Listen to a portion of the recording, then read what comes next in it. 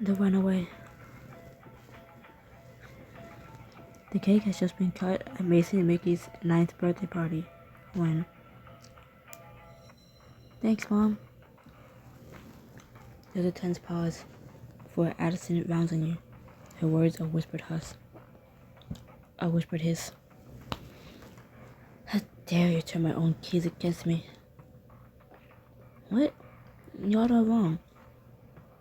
I'm wrong that you want to marry my wife and mother my boys? Addison, it's not enough that I lost years with them, but I returned to find that some other woman stole my life. Stole everything I care about. You glance around the silent room and find everyone's eyes on you and Addison. I bet you've been training the boys to call you Mom. The kids all look upset and confused. Mason and Mickey most of all. That's not true. Mom, what's going on? Grown up stuff, Mickey. Addison, can you please discuss this somewhere else? Somewhere private? Don't give me that, Sam. You're just trying to brush me off. Addison, please think about the boys. They're confused enough by this whole situation while I was arguing in front of them. Please, you may have everyone else fooled with this innocent act, but I see through it. You've been setting me up to fail all along. Addison, that's ridiculous. Is it? I bet good money that Crystal sabotaged my original cake just so she can swoop in and save the day.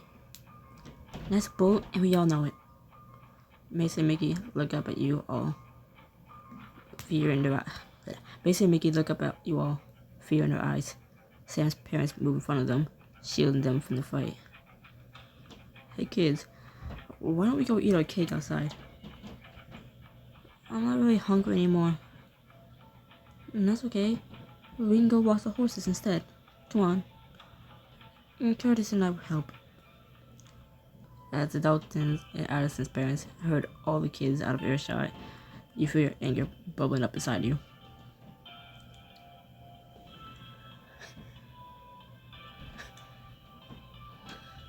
Addison, you're absolutely delusional.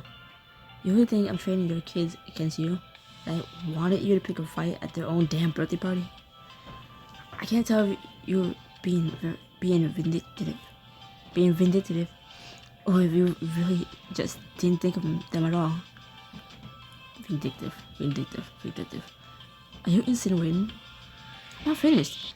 You knew how much today meant to them, but you obviously didn't care. You're the one who ruined the party, not me. Sam wraps an arm around you, a gesture that's both comforting and unifying. Crystal's right. This tantrum was childish and completely uncalled for. Instead of joining around baseless accusations, how about you grow up? You're siding with her because she's your girlfriend.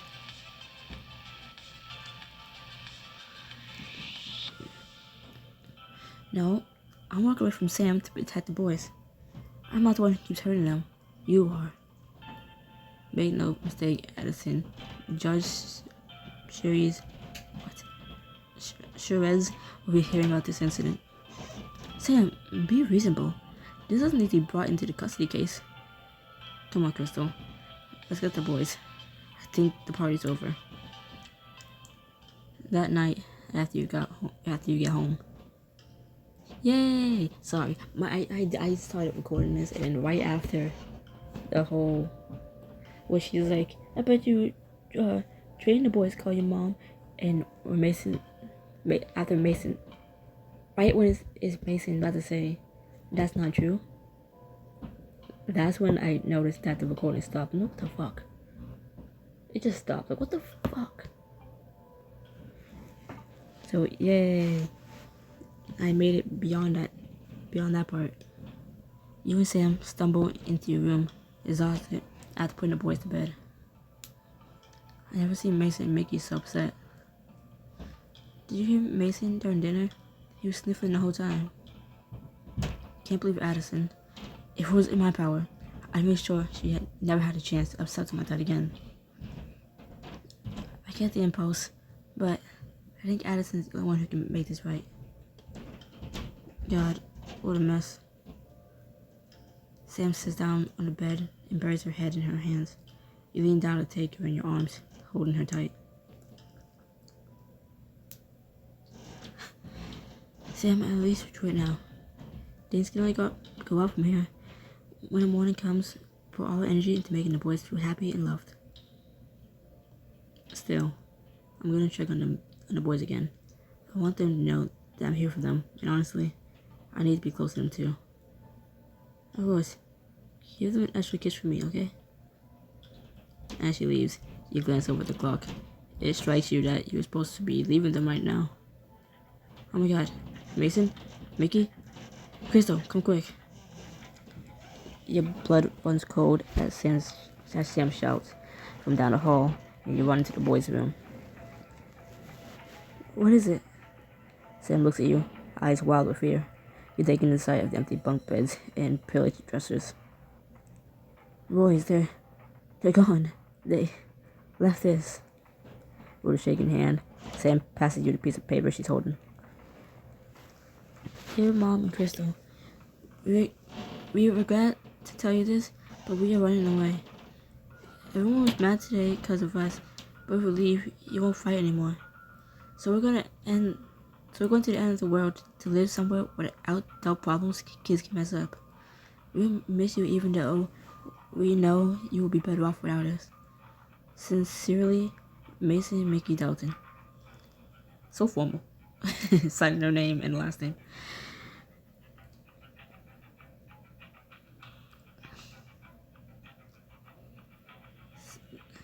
Sam, they can't be gone far.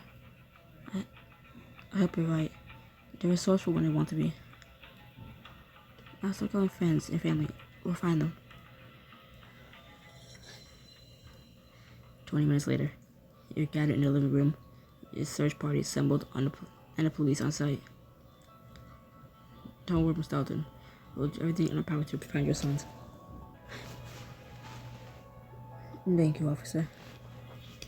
All around you are the family and friends who have dropped everything to help you find the twins, including a red-eyed Addison. They must be so scared, all alone out there. Be brave there. There's no reason to think anything's bad happened to them. Thank you all for coming so fast. Of course, nothing's more important than finding the boys. I just hope they're okay. How long have the boys been gone? We put them in bed 45 minutes ago. That's not ideal. I see those two move fast when they put their minds to it.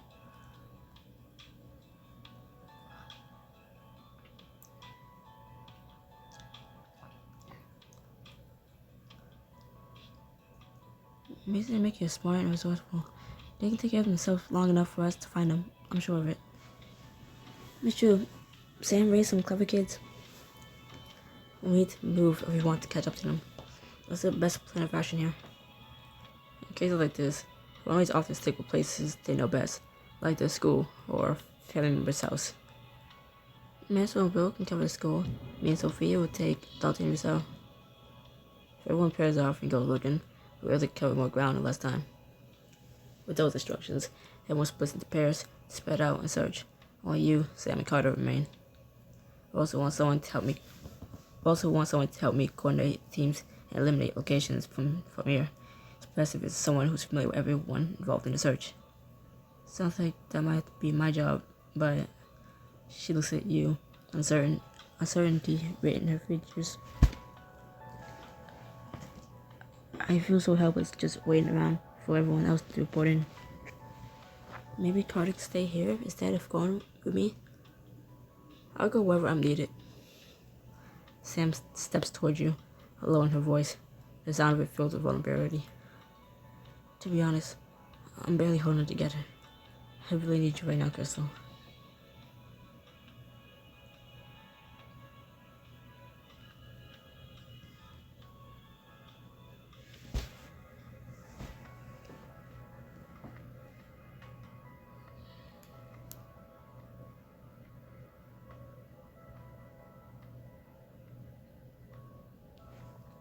This wasn't paid for?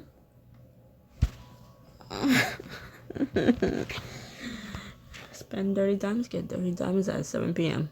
today. Oh my god. 2 steps. No, 1 step forward, 2 steps back. God. You gently take Sam's hand in yours. Of course I look at you, Sam. She releases the breath she's been holding, giving your hand a squeeze. Thank you, Crystal. Now let's not waste any more time. As you and Sam rush down the city streets, you work on a plan for fighting the twins. I think the best way to do this is to trace places we've taken the boys before. We're more likely to go somewhere familiar, and we can use it as a process of elimination to other groups. That sounds as good as a place to start as any. What do you think we should look first?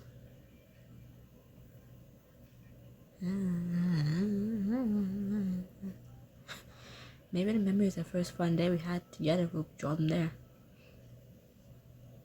You and Sam walk up to the planetarium, but find it dark and nearly empty, save for a custodian mopping the main lobby. Hey, you can't be here right now. We're closing up. Can we just have 10 minutes? Our boys are missing and we think they might have come here. Please, we're desperate. She studies you for a long moment, before letting out a sigh. Alright, you have 10 minutes. Thank you. The silence is palpable as you begin your search. You can tell that Sam is doing. Hey, talk to me. You're not alone in this. I'm just thinking of when you brought the boys here. Things were so much easier back then.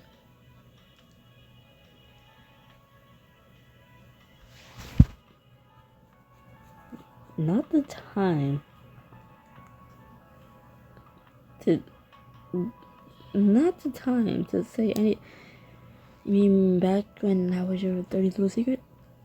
Sam reaches for your hand, a tender expression on her face. I'd take that over you leaving any day. I know that arrangement is not fair to you, but I'd do anything to avoid losing you. She lets out a heavy sigh. At least my kids didn't think I want them gone. You pull Sam to a stop and bring her in for a tight hug.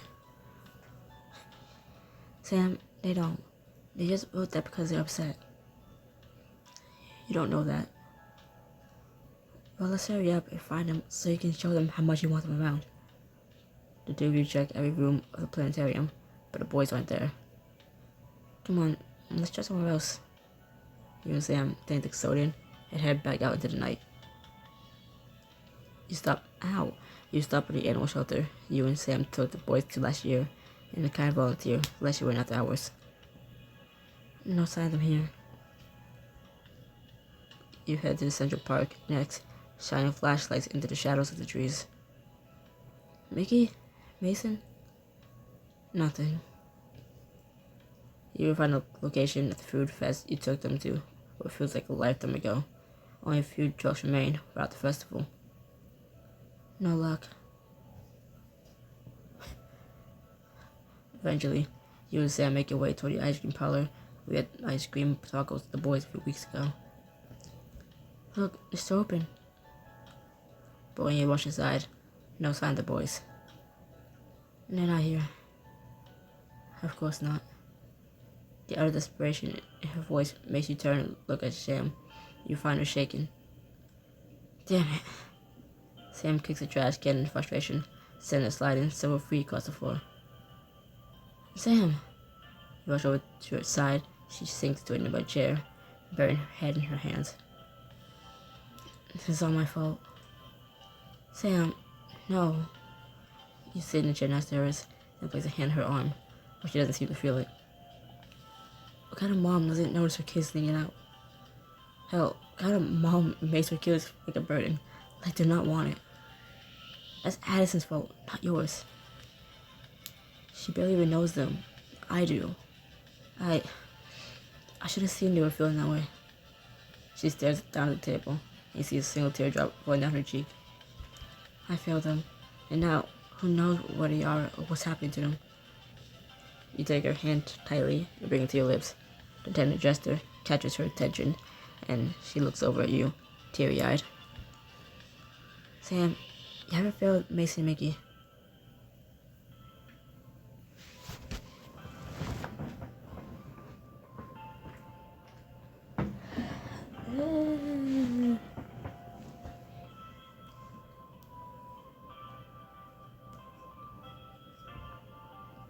You raised two amazing, empathetic boys.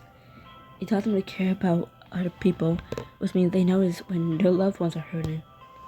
They saw her struggling and want to help. They just didn't know how. You take Sam's hand, cradling them both with yours. Other hand. All you ever done was try to protect them. What if it's not enough? What if we don't find them? You will. I swear it. Sam looks at you, expressions of hope and pain wearing on her face. Crystal puts a hand on her cheek and makes her face toward yours with a long kiss.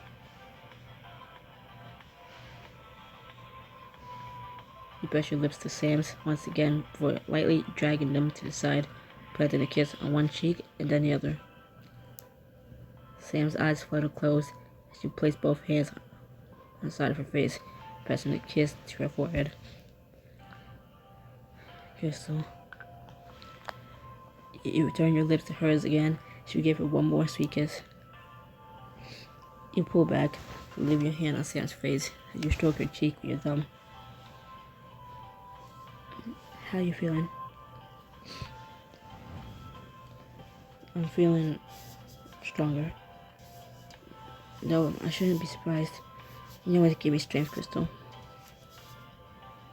You think you're ready to keep looking? Yeah, I think I can handle it. Yeah, I think I can handle it. I wasn't gonna be able to handle it if I just put my drink on my lap, on my covers, on my phone. I set it. Sorry, I set it down on my bed, and it started to tilt a little bit, and I just like a quiet, open mouth scream, thinking it was gonna fall.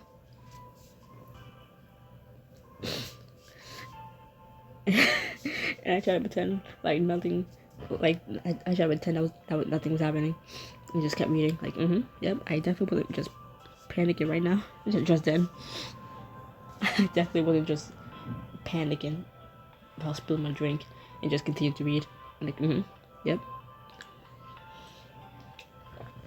I'm putting you back down there. Sorry. Anyways, sad moment. Back to it. As you step back out into the street, Sam pauses, giving you a look of adoration. Thank you, Crystal. I don't know what I'd do without your support. Up. I'm picking you back up. I'm taking another sip. Bitch. Hurry up. Your stomach flips. The thought of your plan to leave lingering in the back of your mind. So you say nothing in response. You just link your arm to Sam's, lean your head against her shoulder as you resume the search. After a while of searching, you and Sam head back to the apartment, feeling discouraged. There has to be some kind of clue about where they could have gone. I know it's pretty vague, but maybe there's something we're missing. Having read this before and not really knowing where they are is well, I already know where they are. You pour over the note once again, reading it aloud as you scan through. End of the world, somewhere without adult problems. What if? That's it. I think they went to Coney Island. They said they were going to the end of the world. Coney Island's at the very end of the city, and somewhere without adult problems. The amusement park. Sam pulls out her phone and quickly types something. Just check the calendar. Coney Island's open late on Saturday nights. But as you move to leave, you're struck with a thought. Maybe we should let Addison know where the boys are too. She's hardly my favorite person, but she is their mom. I know she's worried about them. Once again, you're showing how much of a bigger person you are, especially after what she said about you. I think I know where the boys are. You really that lazy you couldn't put the fucking W in no? I think I know where the boys are. You do? Where? Coney Island. I'll head there now. On my way. Come on. You have nothing to lose. You and Sam meet up with Addison at Coney Island, then taking the sea of colorfully lit rides stalls against the backdrop of the ocean. Your heart hammers in your chest. They're here somewhere. I can feel it. I hope you're right about this. This place is huge. Where should we start? Start by the games. You hurry over to the game stalls. Sam and Addison splitting off to look for the boys at different games. I don't see them at the ring toss. They're not at the basketball hoops either. I must have not let Addison know, because I don't remember her being here. As you approach the water gun game, you spot twin boys hunched over and poised to play. Your heart pounds as you call out to them. Mason? Mickey? But as you rush toward them, calling out, one of them turns. Huh? Who are you? Sorry, I thought you were someone else. Their hair is completely different. Shoulders slumped. You return to Sam and Addison, shaking your head. I don't think they're part of the games. Let's try somewhere else. Maybe they went by the big rides? It's worth a shot. The three of you make your way over to the Cyclone, rushing up to the ride attendant working the board. Excuse me, have you seen two little boys around here? I've seen hundreds of little boys in the past hour alone. Oh, real helpful. Please, they're twins, about 4 feet tall. If that's the case, they won't be over here. She nods to a sign that says it must be this tall to ride, with a line several inches higher than the boy's height. Only ride on this side of the park they can get on is the Wonder Wheel. She nods toward the Ferris wheel. You spot Mason and Mickey at the top. There, they're at the top of the Ferris wheel. You, Sam and Addison, sprint over to the Wonder Wheel, pushing your way to the front of the line. You explain the situation to the ride attendant. When the boy's car comes to a pause back down at the bottom, you open the gate and hop in with them. Mom? Crystal? Addison? Yeah, we didn't have Addison last time. It's like the additional Addison? You and Sam wrapped him in the biggest hug ever given as the Ferris wheel surges ahead, quickly gaining momentum as it climbs to the top. You guys have no idea how relieved we are that you're okay. We were so worried about you. The boys wriggle out of your arms, looking confused. What are you doing here? We came to find you, of course. But everyone gets so mad at each other because of us. Make everything worse. That's not true. And we're sorry we made you feel that way. We never meant for you to get caught in the middle like that. As I glare at Addison, I just give her a glower, just like side eye, yeah, we're sorry to put you in the middle of this. And just stare her down like.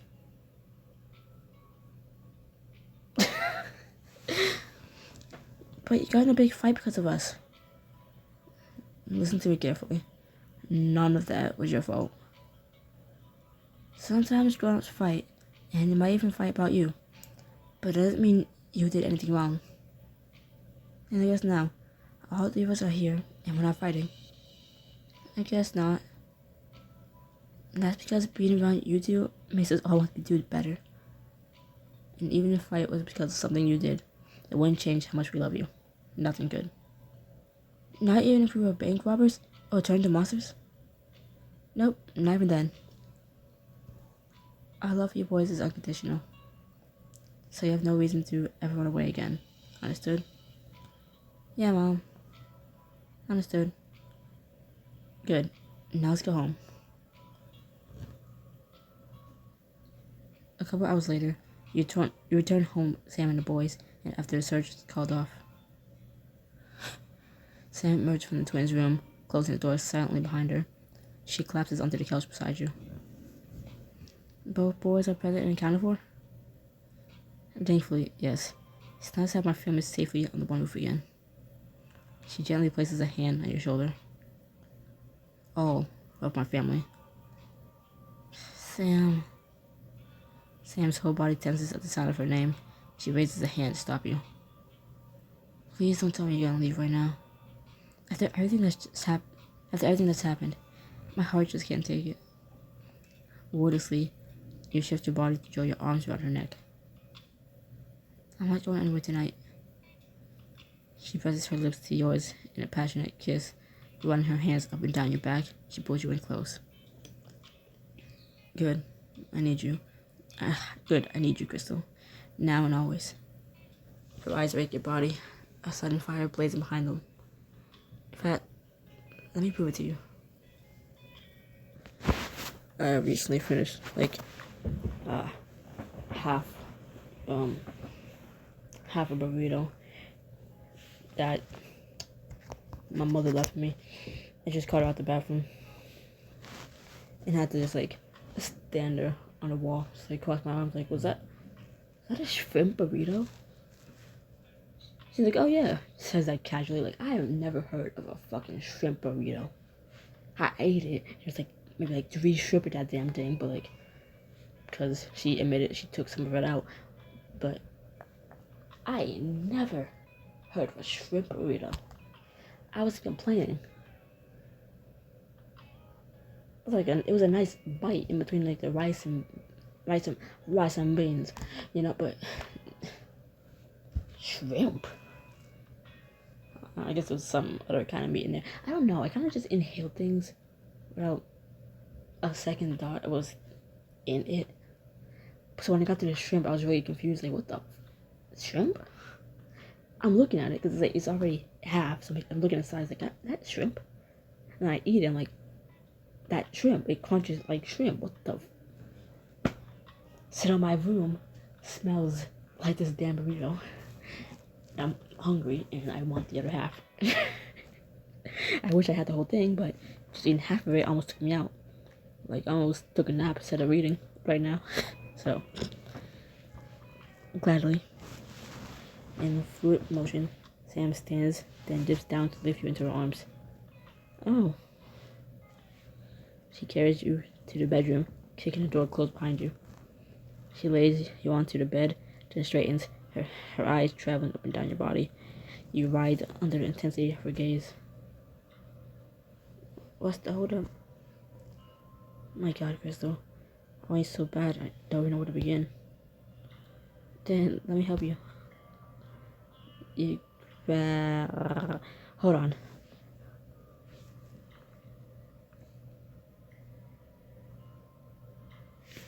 Keep holding on. Okay. That chapter, when we went to this ice castle thing with the whole snowball fight and shit, before that chapter started, we were still in this party dress from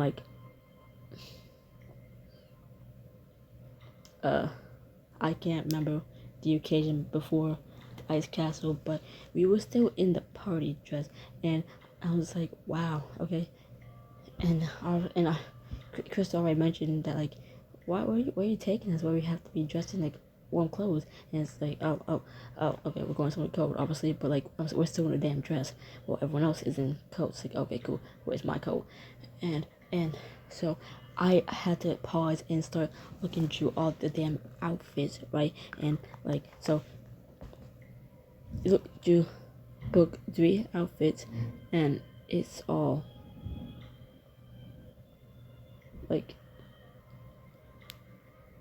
it's all basically dresses. It's no coats. Not really any fucking coats, right? No coats. So I had to go back to where it said book 2 and then get that pink coat to put on that you saw me wearing, that you saw Crystal wearing, during that chapter. And yeah, what's crazy is you see the jacket you saw the jacket that Crystal was currently wearing. That one she's obviously gonna be discarding pretty soon when I keep reading. But I couldn't find that jacket. That basic green jacket. No! That basic green jacket. Couldn't find that. And I had to go scrambling around to find a pink one. like, shouldn't have been put on by default. Like, the game keeps forgetting to, like, reset to something, like, casual after, like, wearing like a nice fancy thing for an occasion. And I'm only bringing this up because I just started slowly realizing that, like, oh, yeah, we had a nice green jacket. Why the fuck did we not? Why don't we put at least this on for the ice castle thing? And also, why couldn't I find it before going to the ice castle thing? Like, I was literally searching through, like, all sets of outfits. Or maybe, wait, hold on. We're gonna, you know what, actually, never mind. I'm glad I didn't look for this. Because, it's in,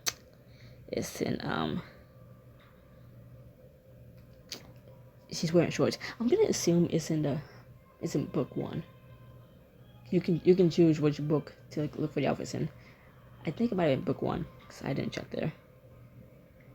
And I guess it's a good thing she didn't put this jacket on, because then she would be in booty shorts in the snow. You grasp Sam's hands, pulling her down onto the bed beside you.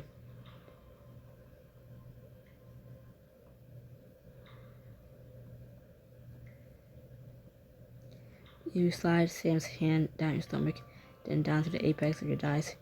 She moans softly. She feels your heat through the fabric. Oh, you're so sexy, Crystal. She takes her time, tracing gentle, teasing swirls against you. The friction just enough to drive you wild. Sam, I need more. So do I. She begins disrobing you, slowly and deliberately, revealing your skin inch by inch. The anticipation sets you ablaze. Once you're exposed, your lingerie, she kisses your hip. Fuck you. She kisses one hip, then the other. Oh, Sam. You're so beautiful, Crystal. You drop a hand around her neck and pull her to you for another feverish kiss, already working her clothes. You just got the boys and put them to bed not that long after, getting them home. And you're already doing this? Damn. Impatient much. In a hurry. For you? Always. Finally, you remove the last stitch of clothing and drink in your sight.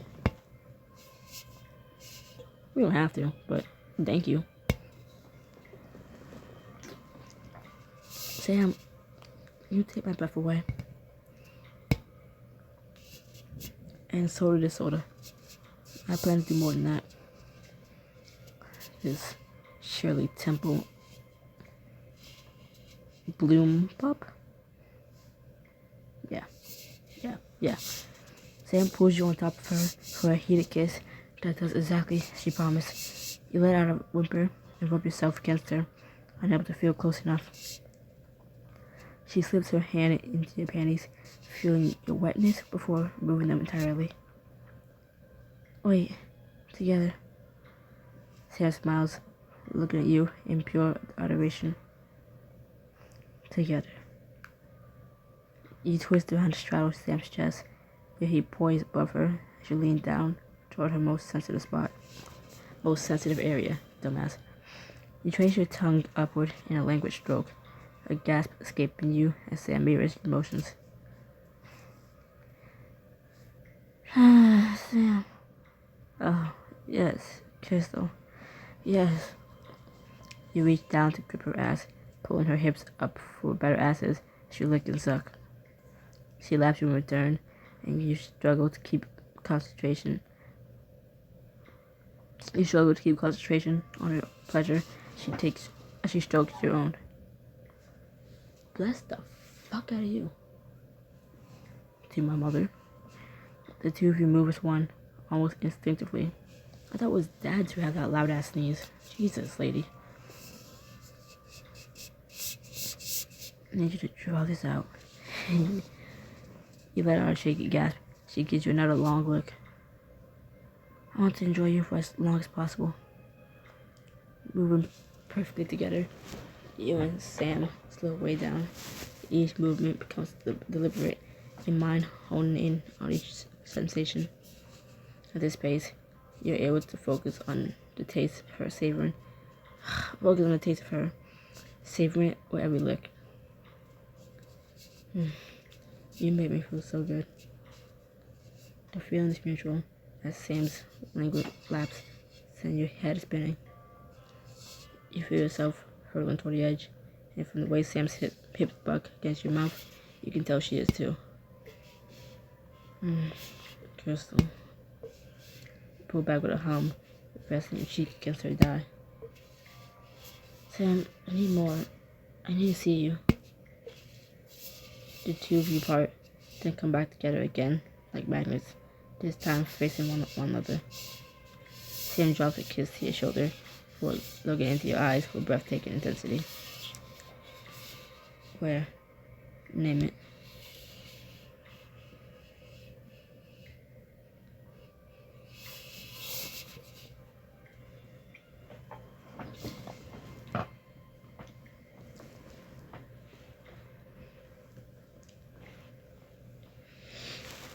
I'm being lazy for Crystal. Like, I don't want to get off this bed. I want you on the chair. Sam lifts you up once again, moving toward a plush chair in the corner of the room. She sits down and pulls you into her lap. Her legs coming to wrap around your... Your legs coming to wrap around her waist. Now, please. Sam reaches between your legs and pushes her fingers slowly into you. The sensation sends you gasping. Yeah. You squeeze your legs more tightly around her, driving the pace with your hips. Yeah. Soon you reach between Sam's legs swell and begin to move your fingers along with hers. Crystal. She leans forward and kisses your neck, and you toss your head back in pleasure. You pour everything you have into your movements, all the pain from the day, the joy. Yes, Sam. Unable to speak, you capture Sam in a fiery kiss, not missing a beat, so you continue to move together. In the countless times that you and Sam have been together like this, you ever felt more connected or loved than you do in Sam's arms right now? I'm so close. So am I. You reach out for Sam's chin, holding her face in place so you can keep your eye on one another. She moans your name.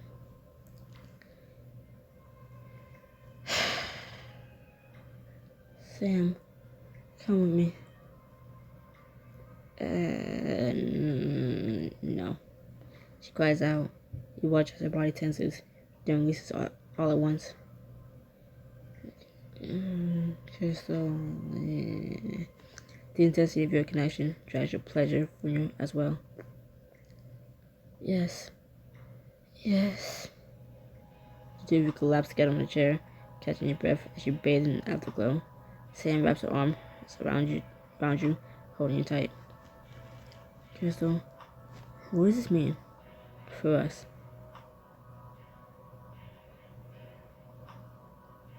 Sam, I love you. I love you more than anything. But that might still mean making a hard choice. A choice I don't want to think about tonight. Can we just exist in this moment, at least for a little while? Sam presses a long kiss to your temple. Yeah, I think that's something we can do. Early the next morning, you and Sam are woken by the sound of the elevator. The two of you quickly get dressed and head to the front hallway where you find Addison. Hello, Crystal. Sam. Addie, I'm not sure the twins are ready to see you just yet. They're both still asleep after the night they had. I wanted to check with them before I'm not here to talk to them. Her gaze moves from Sam's to yours. I'm here to talk to Crystal. Why? Is that a cliffhanger?